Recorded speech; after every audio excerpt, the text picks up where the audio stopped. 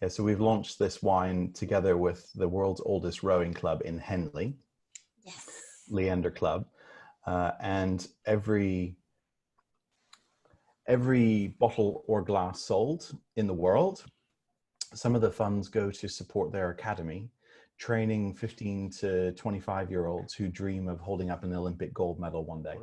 And the Yes. color on the top of the bottle in your screen is Pantone 1777, which is Leander Pink.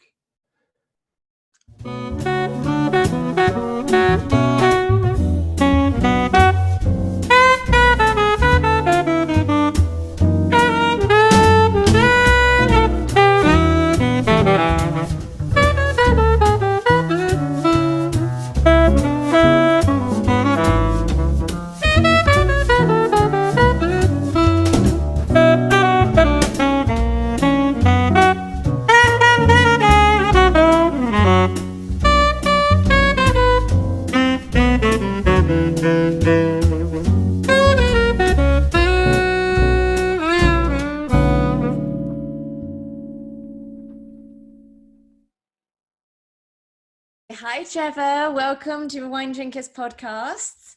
And Hello, Sophie. it's so nice to see you today. I wanted to let you know the rules, two basic rules, okay? The first one is quick answers.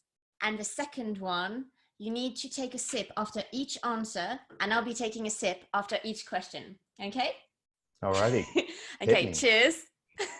Cheers. First question. Can you tell me two things which are part of your daily routine as a wine owner or a prestigious English wine brand? So, well, every morning I walk by. So the picture that you can see behind me, which is 10 foot tall in our tasting room, is of our namesake, Sir Kenelm Digby. The original picture, it was painted during his lifetime in the 17th century and hangs in our living room. So I walk by it every morning on my way to get my healthy breakfast. And he looks down at me and basically says, "You've got my name on your bottle, boys. Don't mess it up." So I have to look at him and I have to give him a wink and say, "We'll do you proud." That's the first thing, is kind of always remembering what our ambition is and that we can't let down this amazing polymath of a man. And then the second thing is that I try to go running as much as humanly possible, because we've taken on so many different things and our wine is distributed all over the world and we're so ambitious and plucky and all this kind of stuff. Running helps me to clear my head and keep focused on the big picture and the long term. Yes, you didn't forget your sip. In 3 words, what do you like the most about your wines? Confidently, authentically English. Okay. Yeah. If you could associate your wine brand with your favorite fairy tale, which fairy tale would you choose and why? The story or the fable that I would choose is David and Goliath, talking about someone having to overcome what everyone else expects. Somebody who has got to use their wits and their creativity and to do the unexpected, to upset the incumbents, the big guy, the guy who is expected to always win. And so because we're taking on such an incumbent category of sparkling that's been doing it for 200 years and is not just in some cases making amazing wine, but also all the sex appeal and all the stories and all the memories that it can be a daunting adversary, but then you just remember it's not always in the look, it's not always in the size, it's not always in how old they are. Sometimes just having fun and going for it with something that you really believe in. And I also like that kind of inventiveness and in fact kind of rooting for the underdog. So again, Sir Kenelm Digby, our namesake, he was a massive underdog. His father, so he was born in 1603, and very charming but slightly gullible family. His father got swept up in the gunpowder plot, and so when he was 3, Daddy Cakes was no more. So he grew up under this huge cloud of suspicion And he's like, but I just want to hang out with everyone and be cool. Mm. So what did he do? Piracy. So he got a commission as a pirate, sailed off to the Med, towed back lots of Venetian swag and ships, gave it to Charles I, and Charlie said, I have always adored you. So that sort of, you know, starting as an underdog, but actually loving it and leaning in and saying, I don't care if I'm the underdog. So that's why I love kind of, and sometimes I have to remind myself, David did it, we can do this. Ah, that's very, very inspiring. If you could be the founder of any other wine in existence, anywhere in the world, where? So I think I would love to see Romans lounging in their togas and drinking wine as it was enjoyed in that time. Now we know that wine has been enjoyed for millennia, but I would love to see if it plays such a joyous, kind of life-affirming, connecting human role in such a different society and a different time as it does today. Because I have this hunch that just like today, it would bring people together and kind of soften inhibitions and get people thinking and reconnecting. So that would be I'd love to found a house of Roman wine and be shipping huge terracotta pots around the empire. Well, that's definitely not an answer I was expecting, and it's definitely different. I love it. Okay, your sip. Oh.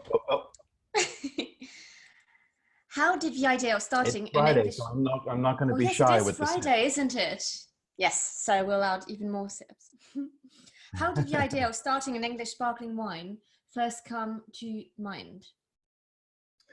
So my husband Jason and I were living in London and, you know, fighting the good fight in the corporate world, and we loved our jobs. They were really intellectually stimulating and loads of travel and really exciting. But we wanted to, we had the entrepreneurship bug. We wanted to do something. We wanted to build something. We wanted to leave something behind, and we just had no idea what to do. So we went on holiday. And we went on a road trip in the US, and we started in Utah, and we drove through kind of big sky country and went to the rodeo, and just kind of, you know, that's what holiday is for. And yes, all of us can't really go on holiday too much at the moment, but still, even those little breaks that we can take, you sort of free your mind and get out of the norm. And that's when you become vulnerable to temptation and ideas. So we were on the driveway of a winery south of Seattle. Beautiful setting, slightly bonkers, kind of fake French chateau with palm trees and vines and tingling down the spine, and the lightning bolt, bam, English sparkling wine. The newspapers say it's really good quality. Maybe it's true, but quality is only half the equation. You've got to have amazing quality, but it should be fun. It should be cool. It should be confident. It should be, and we lived in Clapham. We'd never seen English sparkling wine anywhere. We're like, this could really be our thing. So we came home, tried a bunch of English sparkling wines, blind versus sparkling from the other side of the channel. And it was really clear. The quality was there and the marketing was boring. And we're like, perfect. Let's have some fun. I'm just imagining still a fake chateau with all the palm trees. I'll have to see a picture of that. Now, yeah. It's called Domaine Saint Michel. It's a very well-known winery in the United States. I'll look it up afterwards. Okay, so what are the 3 biggest challenges you face as the owner of an English sparkling wine brand? So I think the biggest one is that because our nation's kind of it's kind of the clock. We've been making fine English sparkling wine as a nation for, you know, a decade, 2 decades, and maybe that's it. And it takes decades to build a reputation in your own country and then to build a reputation abroad. Now, since we launched for sale in 2013, the reputation of our nation's wine at home has come a very long way. And that's a lot of fun. You know, so now restaurants in London and what have you, if they don't have English sparkling on by the glass, customers are going to moan at them and say they're old fashioned. Cool. But what about the rest of the UK? Lots and lots and lots of development and kind of customer memories to build. And then when I get on the airplane to travel around the world, which I do in normal times a lot, very often when I pour a bottle of a sip of our flagship, someone, the critic, the buyer, they've never had English sparkling wine before. So if the wine experts haven't had English sparkling, then the consumer certainly hasn't been exposed to it. England? Really? So that is, that's the challenge, both at home and abroad, is you've got to get through the idea of quality, but then you've got to get through an English take and a Digby take on romance and naughtiness and cheekiness and fun. And so it's you know, we were the first English sparkling to launch in New Zealand, for example, which meant that no English wine had ever been sold in New Zealand the day before we launched. Blimey, that's seems like an uphill battle sometimes. But on the other hand, it's a battle of surprise and delight, which is a lot of fun. Okay. I just have another question. I can just imagine you wanting to surprise people with a taste of Digby Fine English without necessarily saying that it is an English brand. Is that something you do? Do you know what I mean? Or I think so. So, you know, often people know what they like. And when something crosses their lips or waves in front of their nose, that's got it. That captures their attention better than, you know, 20 times better than words. I just know that champagne lovers, if you tell them English sparkling wine, they've made their mind up a lot of time before. So it's quite nice to surprise them and like tell them afterwards, oh, well, actually, it was an English sparkling wine. Yeah, and it depends on where you are and how it works. But it is a delight to actually put the wine under people's noses, because the wine has a lot to say, is not shy about its pedigree, and it's pretty difficult for people to laugh it off once they've tasted it.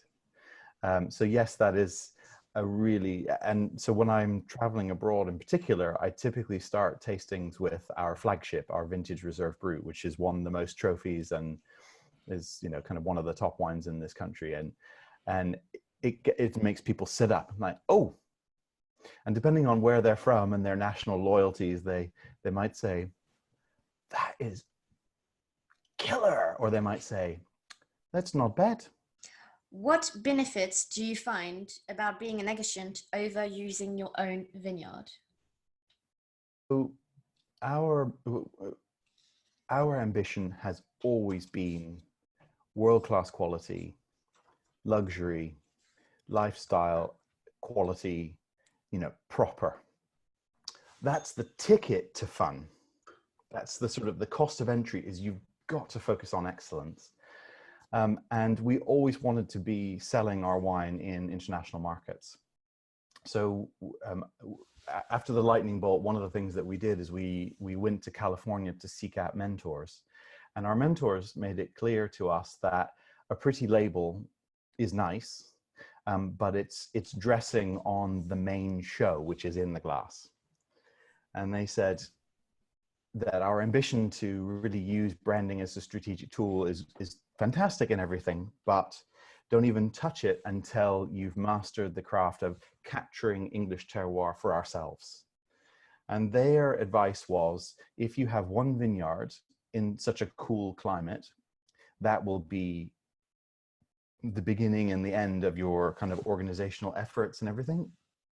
And a single vineyard in the glass won't give you the depth, the complexity, the balance, the length, the finish, the structure to really stand up when you're not there to tell the story. And they said, if you want to go into international markets, most of the time you will be nowhere near where the wine is.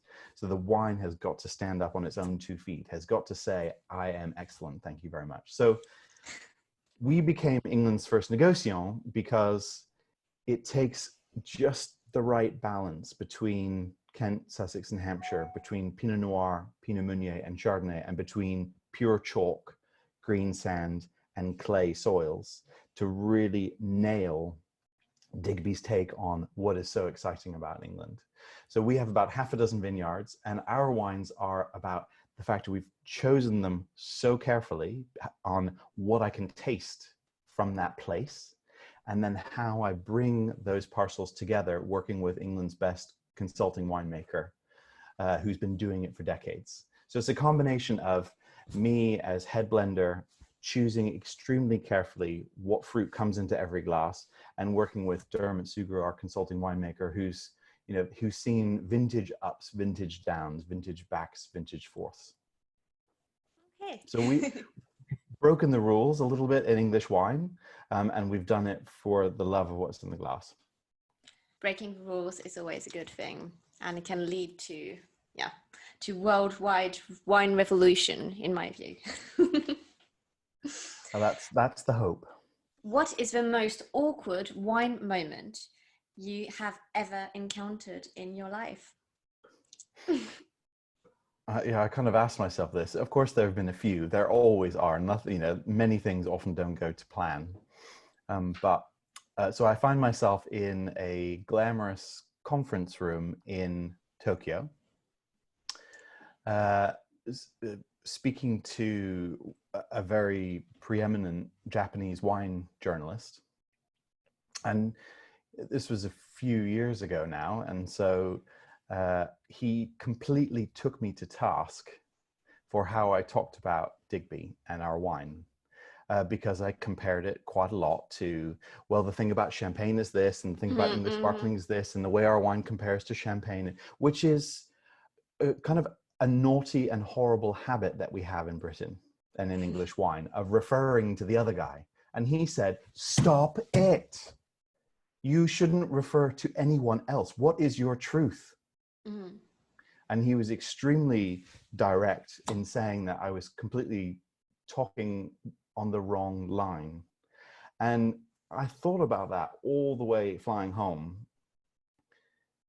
He's nailed it. He's really right. I need to be focused on and just not even worried about it. Yes, they are the David, the Goliath to our David, but we have something that they don't have. We have this pure, energetic, driven, chalky fruit that has this punchy attitude to it. And nobody else has that in the world. That is English sparkling. Just lean into it. So it was kind of quite a whoa. And he wrote, quite a forthright article saying what I've just said as well. And I listened. Yeah, no, it is quite an awakening, isn't it? But it is actually very true. Okay, what is an unusual fact about your sparkling wine?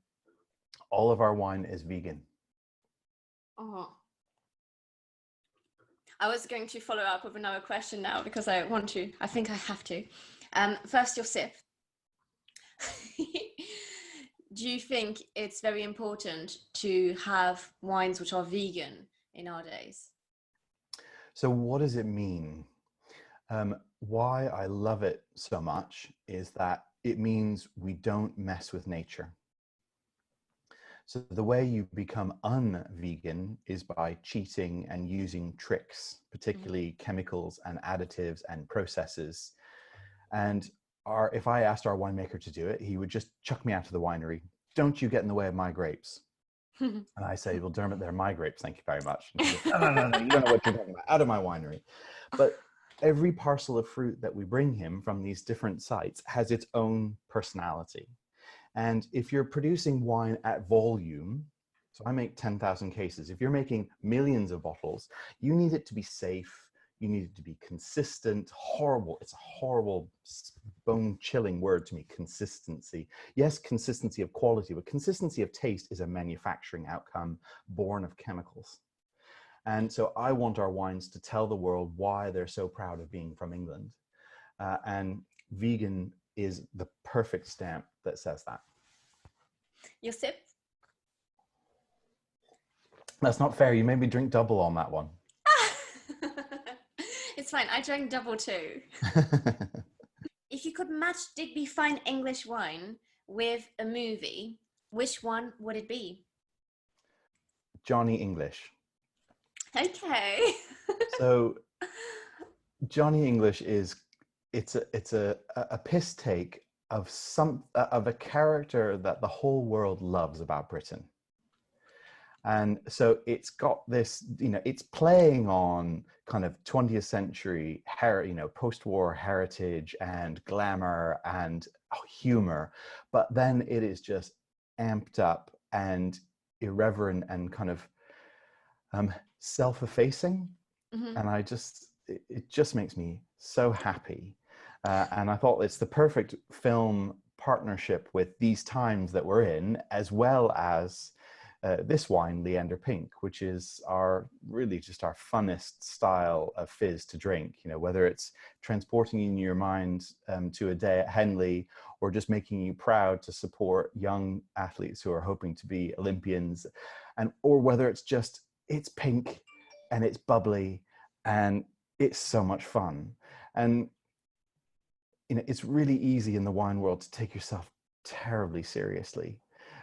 So that's why I thought I have to go against it. I just have to choose a movie that I think I'm going to sit down and watch tonight. So Johnny English. I might have to watch it tonight too. You've put me into a mood. Finish the bottle of Leander Pink and watch some Johnny English. I actually really missed Henley this year, Henley Regatta. It's always on my calendar, and it's terrible. Yeah, me too. If an establishment wants to serve your wines, what are 4 things they need to be? I would say they need to be confident about who they are, what they do, what their promise, what their entertainment value is to their guests. They need to be authentic and true about everything that they do. They need to have a certain kind of cheekiness, a sort of slight irreverence, naughtiness. And finally, if it's not fabulous, then why bother? I love that. And now I've run almost dry in my glass. I'm going to have to top up a little bit. Oh gosh. Can you see the sun coming on to me? It's like, oh. Yeah, same thing here. Many people around the world are not fully aware of the quality of English wines. What are you doing to boost their awareness? First thing is that you've got to get the wine physically under their noses.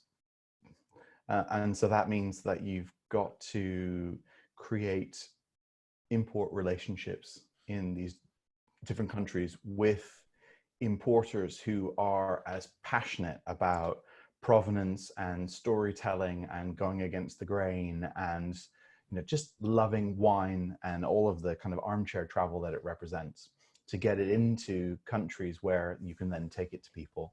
And then you've got to find in the next wave restaurateurs, sommelier, wine bar managers, and independent retailers who will fall in love and will say, no, put that down. I know you've heard of it. Stop it. You're here to be surprised and delighted. So there's this sort of entire then wave of, they talk to their most loyal customers who they know are adventurous. And then those guests pick up a bottle and have a dinner party and say, you don't know what this is in tinfoil. You're going to love it, and just sit there and be amazed. And that's then the sort of the first wave. And then there's the second wave and the third wave and the fourth wave, and every 30 seconds or so, metaphorically speaking. 30 seconds. What I've also found is that it's not just picking your partners well. That is the beginning of the experience of trying to build a reputation for your new nation and your house in a country. There's nothing like relationships. So in normal times, when planes are easy access, I do travel internationally a lot to build relationships in the first instance with the importers team, their key customers, the sommelier on the floor who could be talking to the guests, sort of train the trainer, if you will. And then also doing, and that was the sort of the first, second, third, fourth trip to the country. And then the fifth trip to the country, starting to do wine dinners with wine collectors and, kind of people who are real, consumers who are real aficionados. But there's just, everything has got to have a story, and it's got to have a human dynamic to it, and there's nothing like human kind of contact. And so in these times, we're doing exactly all of those things and carrying on as we always would, but by Zoom. And actually that's been really, really fun, because wine should be escapist magic. And I guess then the final thing is stay focused on the core mission of excellence. And you've got to, the wine's got to continue to deliver. It's got to continue to get better every month within a bottling, and every year, every new bottling, it should get better and better and better. So there's sort of constant improving. Thank you for that. Yes, I miss human touch. I miss traveling, but hey.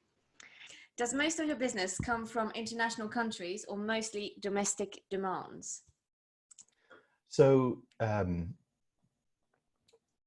our ambition was always to try and help make England world famous for fizz.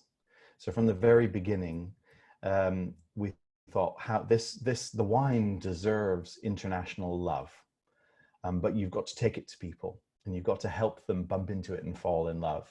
So we're one of the very, very first houses of English sparkling to be very serious about exporting. At 10,000 cases, we're not the biggest English sparkling, but we're certainly serious and of international scale. And that's just how we like it, kind of boutique, but really going for it. And so, showing Leander Pink, for example, in San Francisco to leading sommelier from Michelin star restaurants, and you think, well, how's this going to go? Because they've got so much sparkling from California, and they say, this is amazing, well done. And you're like, okay, we can do this. So a substantial part of our sales do indeed come from export, and that is one of the fastest growing part of our business. Okay. But we are also, of course, very serious about our home market. So we're in Selfridges, Harvey Nichols, Fortnum & Mason's, Hedonism, Waitrose, and our tasting room is in Arundel, the gateway to English wine country. All the places I go to pretty much weekly. Fabulous. I love them. I always want to bounce up with like some other questions for you, because now I'm just intrigued in what 3 countries are the top ones you export to. So the United States is the biggest market for us. Okay. And we are told, there's no data to back it up, but we're told that we're the #1 selling English sparkling in the United States. Mm-hmm. We're still the only English sparkling in New Zealand, which is quite amusing, and coming along nicely. And Norway is going well as well. Fantastic. It's a nice little kind of, it's just nice little summary. Very curious about that. You need to take another sip again. It's your fault for answering the questions in such a great way. It makes me want to ask you more questions. What is your favorite place to drink wine in London? So I have 2 really.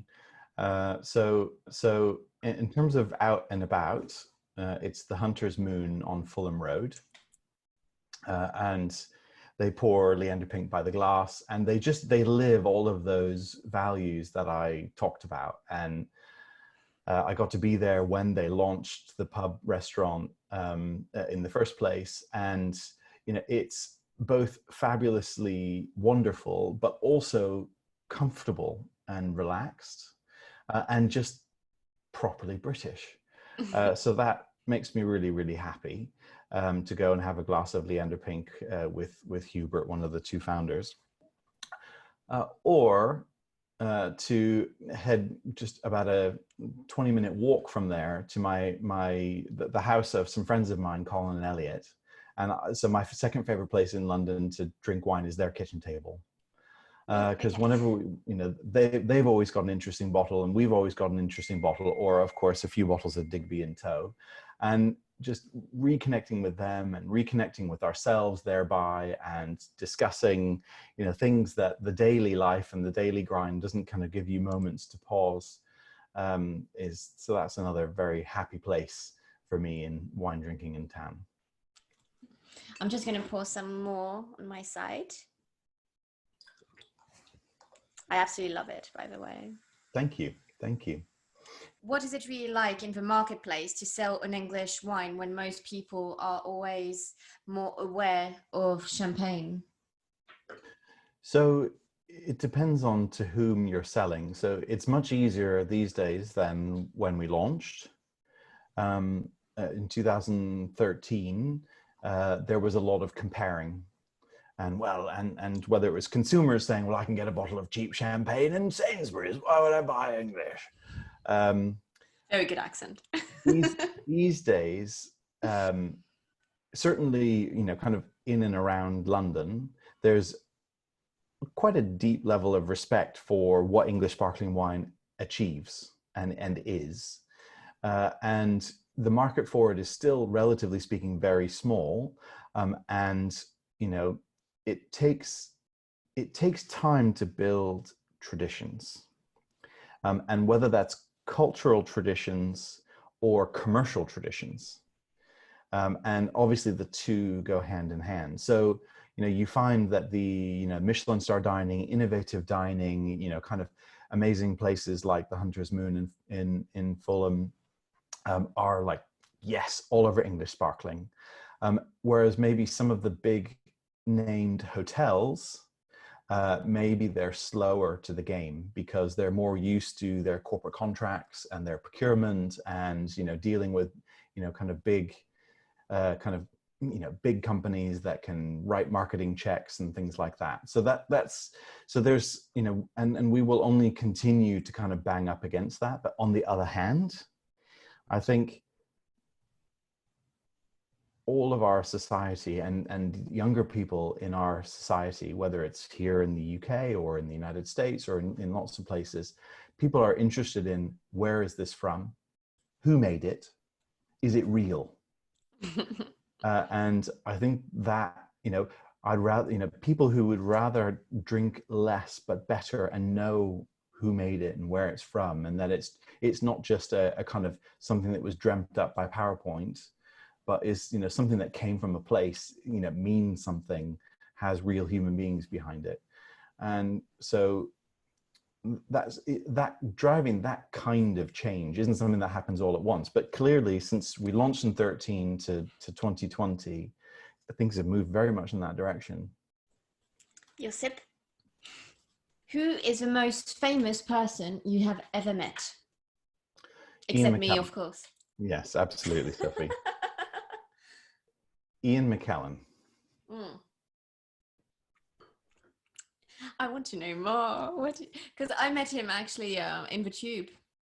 Really? Yeah, I was in the tube and he was just sat in front of me talking to his friend the whole way. So a friend of mine arranged it. So we had dinner with Ian and Sir Michael Cashman. They are two of the original founders of Stonewall. And, obviously equality and, kind of love and, kind of a new look on the past and kind of creating new traditions about untraditional segments of society is all of that is really, really inspiring. And we had some bottles of Digby in the tasting with the dinner as well. And he's a mensch. He's just a huge sweetheart. Oh, Josip. I'm keeping track, see? If you could choose 3 people to spend the evening with you while drinking Digby Fine English, who would they be? Alrighty. Number 1, Sir Kenelm Digby. Okay. So when he came back from being a pirate, he was a chef, wrote a cookbook, was friends with Anthony van Dyck, corresponded with all of the philosophers and mathematicians and artists of their day. And he was just the ultimate kind of person to hang out with. And I'd love to pick his brain and say, why did you do it? Why did you invent the wine bottle? What was it that gave you the idea, that spark to say shipping wine in barrels wasn't good enough and you were just going to change the whole thing? So of course he's just a huge inspiration. So there's just so many reasons. The second one Do I have to drink in between each three, or can I wait till the No, end? you can have a drink at the end. So the second person I would love to have at that dinner table is also dead, and that is Joseph Paxton. Hmm. So the architect of the Crystal Palace. So I'm a great lover of architecture. As a child, I wanted to be an architect, and I love how design can transform and modernize, but also bring together. Hmm. But not only was, he started out as a gardener, and then he became an architect, and then he became a member of parliament. Just such a, kind of masterfully inventive and fascinating man. Um, and if I had to pick a third one, probably what the hell, also dead. I'd go for Egon Schiele, the artist. Okay.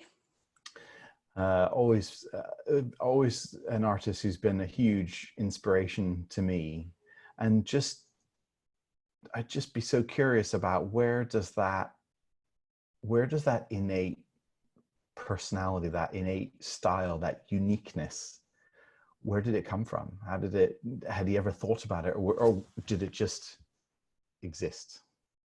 So Egon Schiele lived at the same time as Klimt. Okay. Yeah. And actually died in the Spanish influenza epidemic. Whereas Klimt is all about kind of curly Q, Yes. Schiele was all about kind of starving artists. So he was the Okay. sort of much grittier, edgier, kind of more urban version of Klimt. I mean, Yeah, they you knew each like other. edgy, don't you? So, if your brand could be represented anywhere, where would you like it to be? So we're so fortunate to be where we are in the UK already, and we have, in the United States, for example, we have just amazing places. We're in Alinea in Chicago. 3 Michelin stars was one of our first ever listings when we entered the US. In terms of the sort of a dream new place to be for where we are now and where we'd like to go, the iconic wine shop in Los Angeles is called Wally's. Okay. And they've got one location in Santa Monica and one location in Beverly Hills. So why is that the one that's just stuck in my mind? So I think while we have customers in LA, we have a lot more customers in San Francisco, which is in a way a much more kind of nerdy, serious wine town because it's on the doorstep of Napa. Whereas you really make it in LA when you've caught the imagination and you've got the kind of the sex appeal. It's that just next step. And so that's the next one on the list. It's going to be on the list. I guess you've approached them already, right? Indirectly, but we're working on it. Okay. If not, I'll make sure that this goes in their direction. Okay. Cool. What is always guaranteed to make you laugh? One of our dearest friends catching my husband up and making fun of him. Oh, poor Jason. Okay, your sip. Because he's so I'm the kind of impresario of the family and of the company, and he's a scientist and an engineer. So he kind of make sure that everything works and everything happens, and he's kind of calm, and I'm not calm. I'm up and down and back and forth, and but I love it when and I'm the one who drops his phone or does something silly, but therefore but of course I love it when he gets caught out, because that's just kind of nice. It's great you can complete each other. That's how love works. Absolutely. And business too. Yes. Also, what is the most unusual thing you have ever done in a vineyard? So because we live in rural Sussex, it's not super easy to get to the gym, which is one of the downsides. It's absolutely amazing to live in the South Downs National Park, but I love going to the gym. I know you wouldn't tell looking at skinny old me, but So we I had can this tell. personal trainer for a while, and one of the exercises that he taught us is called a karaoke. And the athletes behind me, they just look at me and roll and be like, "Can you work a bit harder, please?" But you kind of do lots of, kind of swinging of the arms and kind of running sideways. So anyway, I did karaokeing up and down the aisles, the rows of a vineyard, while looking for botrytis in the run up to harvest. Wow, I love that. And it was not caught on photograph or video. Thank you. Oh, that's such a shame. I wish I would have been there to see it. It's great to know that people in the wine industry do keep fit, because I'm really into my fitness as well as drinking wine. So I love it.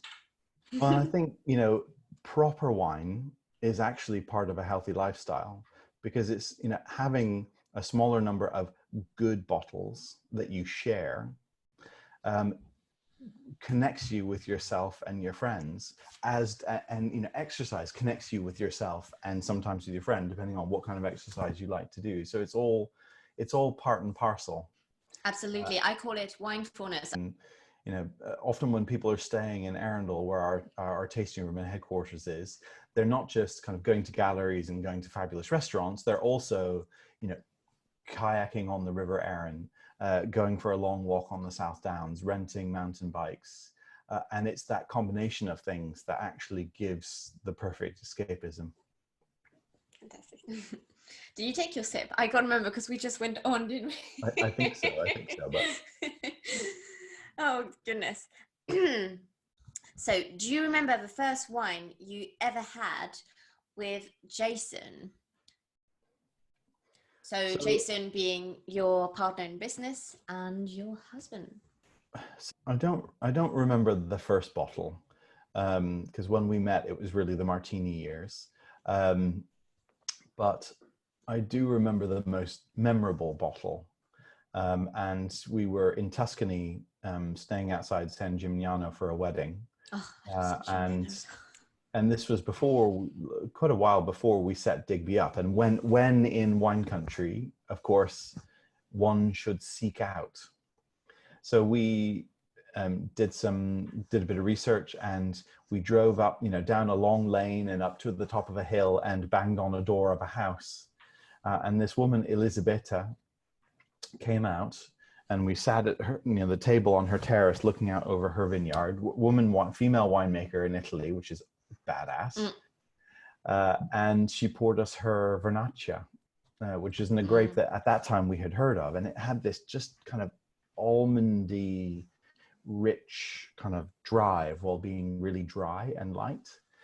And, just the synthesis of people and place and wine, it was just beautiful. On that, just mini question. How do you find working with the actual person who shares your love life in business? Is that a difficult thing, or does it just work? So I think working with your spouse, I think it could work for some people and not for others. I think it works for us because we're so different. But while we are different in terms of what we like to do and our skills, we're not at all different when it comes to our values. And the underlying is really strong. And we both love to work, but in different ways. So it's not easy. and having a startup, having a young company, like doing a startup, and now we're not a startup anymore, but we're still a very young business and will remain so for probably another 10 years. That is extremely intense. And nobody should take it on thinking that it'll just be all shits and giggles, because there will be days where you just think, oh my goodness. But on the other hand, doing it with your partner, yeah, but on the other hand, we got this because we know each other. We know what we're good at. We know why we're doing this. So, for a lot of couples, they should never work together. But for some and for us, we love it. Well, it's great to know because I know it's one of the biggest no-nos. But yeah, it just seems to work sometimes. You are the living proof of it. Have a sip. You're sneaking in lots of questions. I know, but it's your fault because like you just make me very, very curious. What is the best thing about being in the wine industry?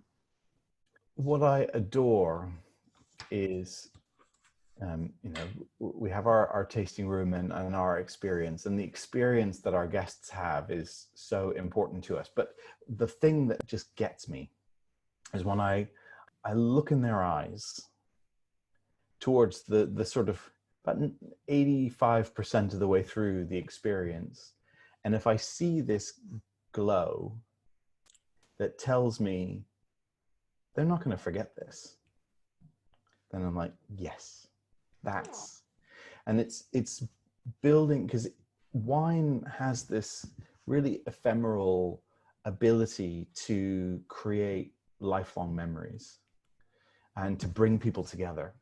And that is such a, I'm so lucky to be able to do that. And it doesn't always work, and things go wrong. But when they all come together, then you're really having an impact. What is the most difficult part of being in the wine industry? So, by its very nature of, you can have two fields next to each other, and they can have the same soil, the same elevation, and all the rest.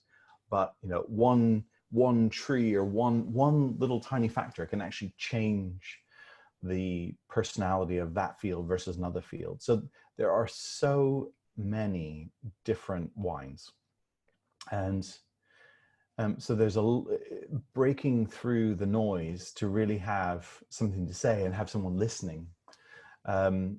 It's not easy, and you can't try too hard either, because as soon as you try too hard, then you've become a fake, and people smell a fake fast.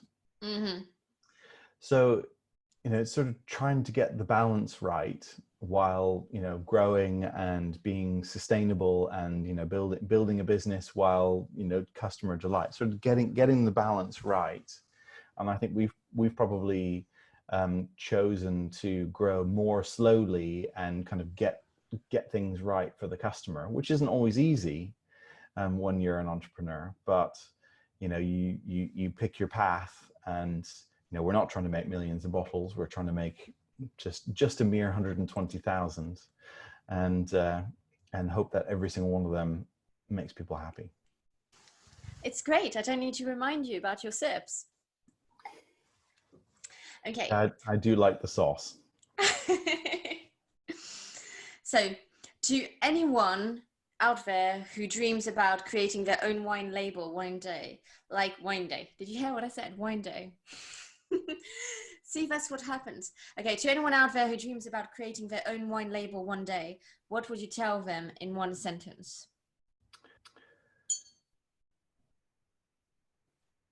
There is much, much more that you don't know than you do. Mm-hmm. And that's a lot of the fun. So stick to your passion and your drive, and you've got to drive through what you don't know, but find mentors. As many mentors as you can possibly get, who have as much contradictory advice as you can possibly get, and listen to all of it. Just gather people around you and keep asking them questions. And when you ask people, so how did you do it? How did you make yourself such an amazing success? People are delighted to help. They don't even realize necessarily how much they're helping. But come up with your first idea, stick with the guts of it, but don't be afraid to keep listening and keep open to change. So, okay, what are your top 2 tips to anyone who wants to start their own wine brand? Don't just do what everyone else is doing. Think about, is the first thing, because often in wine, as in any industry, people focus on the product, So then the second tip is, who's your customer? Mm. And what are you sharing with them that is special? So if you can think about your customer at the beginning, and what's different about them and what's different about what you're going to give them, and then not just do what everyone else is doing to bring it to them, then you might have something, if you've got a bit of luck and a bit of wind in your sails, because you never know. And trying something new, there's a certain amount of you got to go for it and see if it's going to stick, and it may not stick. But if you go for it the first time and it doesn't stick, try another time. Try something else. Everything you risk at the end of the day is just a no. So I definitely agree with that. I can't see any more in there. I'm like, there's not much left. No, I've got about half a sip, but so I'll top up a bit. Gosh. Okay, so what is the next big thing for Digby English wine, or Digby Fine English wine? Today we're launching a new bottle, which is really, really exciting for us. And it's been 10 years in the making. Wow. So one of the things that we're known for is aging wine for longer than most English sparkling houses. And our flagship is currently vintage 2010, which is ending next month. And we are today releasing our first ever long-aged vintage style, which is a Blanc de Noir 2010. Oof, I love Blanc de Noir as well. But this is not a Blanc de Noir as you probably imagine it. It has this boom to it. It is a confident English, there's just nothing like it. And it is so much fun being so unexpected and, 10 years old and so, just at the beginning of its life. So that is, obviously because once I kind of finish a blend and Dermot bottles the wine for me, my job in a lot of ways is done. There's not much more I can do other than wait. And in the case of this wine, wait and wait and wait and wait and wait. But that's, and then because each of my wines are like a child in my family, and they do their thing and they rebel against me. And then hopefully, ultimately, they come back towards me like, all right. So we're very excited to be launching our 2010 long-aged Blanc de Noir today, which is winery only. And then I'm working on, a little bit of a revolution. But, revolution, it's sort of tick, tick, pause, tick, tick, boom. And in some ways with a revolution, you never quite know when the boom is going to be. So we'll see. It might be years before the boom, or the boom might be this year. I'm very, very, very intrigued. Your sip. Last question. What is your prediction for English wine globally? I genuinely believe that English sparkling wine in particular, is going to become the barometer, the yardstick for quality of sparkling. It's going to take a while, but we're off to a damn good start already. I was going to say, okay, what's your prediction? How many years? That's not a real question, but it's just like, it's interesting. So, in the last 20 years, we've warmed 1 degree Celsius in Sussex, which is the heart of English wine country. And that's clearly only going to continue. I don't want it to get too warm. But that warming also makes it more difficult over time for our competition. Theoretically, we'll see if that really is true or not, or if it's just something that talking heads talk about. But reputation kind of filters and trickles more slowly. I think it'll take 20 years. Okay.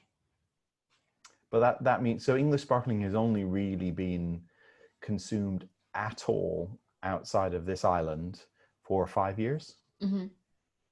So 25 years of English sparkling and exports is kind of phase one. Okay. And that's kind of just tells you how, you know, what you know, being part of the English movement, which, you know, your followers, my followers, anybody who's ever bought a bottle of English sparkling, they're part of a movement of creating something new on the world stage, because it's everybody who loves these wines is a part of it. And that's really fun. So shall we have an interview in 20 years time? Should we Sounds good. schedule it now? Same day in 20 years time. Okay. Cheers. Cheers to that. Well, thank you for having taken some time off to come and speak with me today. My pleasure, Sophie. Thank you very much for having me. Okay, well, cheers. Cheers. Thank you again, and have Thank a you lovely too. Friday night. Thank you very much. Have a nice one. Enjoy Johnny English tonight. Oh yes, Johnny English and this pink Leander are going to work perfectly. Wonderful. Cheers. Cheers. Bye-bye. Bye.